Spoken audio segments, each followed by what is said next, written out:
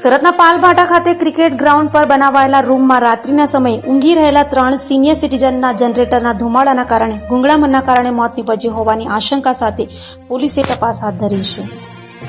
સુરતના પાલભાટા ખાતે કરુણાંતિક સર્જાતી વાત એમ છે કે સુરતના ભાટા ગામ ખાતે આવેલા ક્રિકેટ ગ્રાઉન્ડના રૂમમાં રાત્રિના સમયે 3 સિનિયર સિટીઝન જેમાં 56 વર્ષીય બાલુભાઈ પટેલ તથા 60 વર્ષીય વેદાબેન પટેલ અને 77 વર્ષીય સીતાબેન પટેલ ઊંઘતા હતા. તેઓના પરિવારજનો સવારે પહોંચતા ત્રણેય મૃત હાલતમાં મળ્યા હતા. તો પ્રાથમિક દ્રષ્ટિએ રૂમમાં જનરેટર ચાલુ રહી જતા ધુમાડો રૂમમાં ફેલાઈ જતા ત્રણેયના મોત નીપજ્યા હોવાનું અનુમાન લગાવાઈ રહ્યું છે.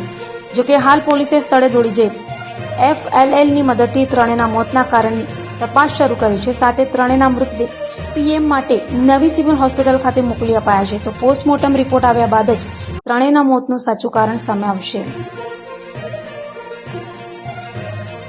આજરોજ સવારે પાલ પોલીસ સ્ટેશન પીસીઆરને જાણકારી મળી કે અહીંયા એક રૂમમાં 3 જણા મરણ ગયેલ છે. તે પોલીસે સ્થળ તપાસ કરી છે અને એમાં 108 આવીને તમે સ્થળ પર મરણ જાહેર કરેલ હતા. અમે પ્રાથમિક તપાસમાં એવું જાણવા મળેલ છે કે જે રૂમમાં સૂતા હતા ત્યાં એ નાનું જનરેટરનો ઉપયોગ કરેલ છે. જે જનરેટરના ધુમાડાના કારણે પ્રાથમિક દ્રષ્ટિએ એવું જણાવે છે કે ગુંગળામણથી મરણ ગયેલ છે. તેમ છતાં FSL અને PM રિપોર્ટ આવ્યા બાદ ચોક્કસ મૃત્યુનું કારણ જણાવી શકીશું. અત્યારે એક બાલુભાઈ કચરાભાઈ પટેલ છે અને એમના 2 લેડીઝ રિલેટિવ છે. તે અહીંયા કાલે આવેલા હતા. તેઓ એક જ રૂમમાં સૂતા હતા. તેઓ 3 મરણ ગયેલ છે. મારું નામ સુનિલભાઈ બાલુભાઈ દોરિયા નામ છે અને મારા ફાધર અને મારી માસી અને દાદી અપ થઈ ગયા છે. સવારમાં મેં વહેલો ઉઠ્યો તો મારા પપ્પાને ઉઠાડવાની મેં કોશિશ કરી પણ ઉઠ્યા નહીં.